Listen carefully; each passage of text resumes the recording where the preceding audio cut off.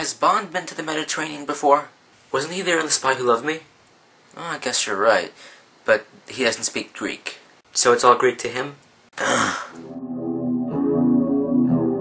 Released in 1960, 5 Bond novellas published under the collective title of For Your Eyes Only serve as the 8th entry into the Fleming novel series. Each novella is a look into a smaller side mission of Bond, with the exception of Quantum of Solace, which has no relation to the movie whatsoever, and the Hildebrand Rarity. But for the sake of this review, we're going to be focusing on the pertinent novellas. Meanwhile, the 1981 John Glenhelm release finds Bond searching the Mediterranean for a missing ATAC missile command device, along with Melina Havelock, a woman out for vengeance because her parents died at the hands of a Spanish hitman. But there's more to unpack here. The film combines the novellas For Your Eyes Only and Risico. The former finds Bond on the trail of Gonzales, a hitman, and von Hammerstein, an ex-Nazi, because von Hammerstein ordered a hit on the Havelocks, 2 old friends of Am's. And the latter finds Bond in Italy, working with rival smugglers to try to stop heroin trade. But you wouldn't guess that from the film's opening, as it shows Bond visiting Tracy's grave and then getting picked up in a helicopter which is remote control hijacked by an apparently bald and wheelchair-bound Blofeld, whom Bond disposes of in a smokestack. Well, 1, thank you for the continuity, or some continuity at least, but 2, what? I don't know. Anyways, the film once again returns to the Cold War detente setting, following the whatever the hell Moonraker was. And Bond preserves the detente by destroying the device instead of handing it over to General Gogol of the KGB, and he's rewarded by a call from Prime Minister Thatcher? I don't know here either. The focus of For Your Eyes Only is Judy Havelock's revenge by crossbow against Gonzales and von Hammerstein because they assassinated her parents, all because of the property her parents had in Jamaica. I don't know. She ashamedly used her sexuality to find out where they are, a retreat in Vermont, and Bond, I don't get Bond, he calls her a silly bitch and threatens such a spanking if they make it out alive because the mission is a man's work.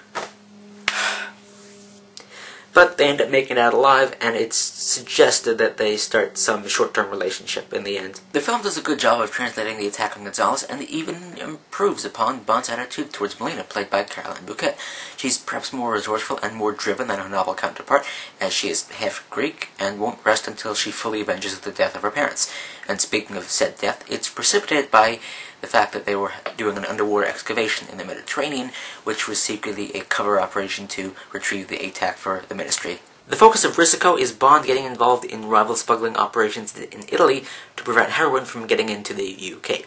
He tangles with Kristatos and Enrico Colombo, 2 rival smugglers, and Liesel, who's Colombo's companion, who turns out to be a reward for Bond after the smuggling raid at the end of the novella.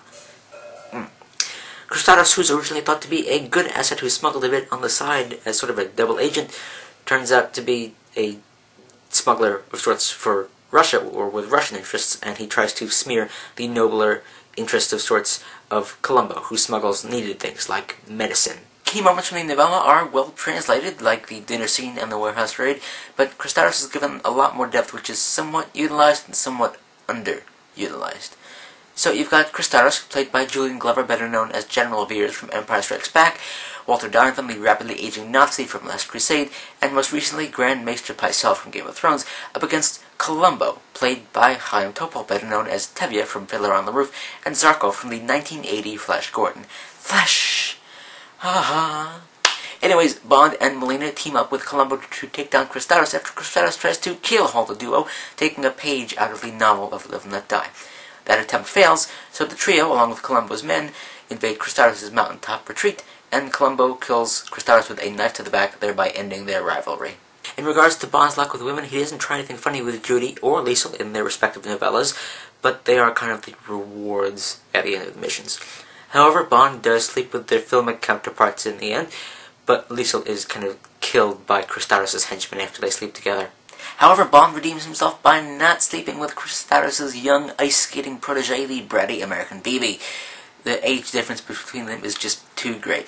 But apparently, the fact that Bond is probably twice the age of Melina does not stop him from sleeping with her in the end, and she happens to disrobe and whispers to him, "For your eyes only, darling." I wholeheartedly agree. But Bond has been starting to show his age in the films, more than with Connery. Contrastingly, his novel counterpart has been roughly in his 30s over the course of I'm going to say 14 works, published over about a decade or thereabouts. The gadgets are thankfully toned down and relatively non-existent, bringing the series back to basics and really toning down the outlandishness.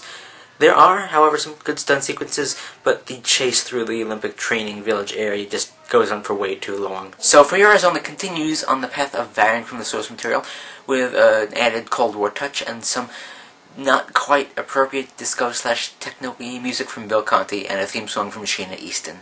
Next week, frankly, I don't remember much about Octopussy, but I have a feeling I'm going to be giving continuity in another call. Anyways, should we just guess that Bond sleeps with a woman with 4 arms and 4 legs who squirts ink when threatened? Yeah, I think we'll go with that.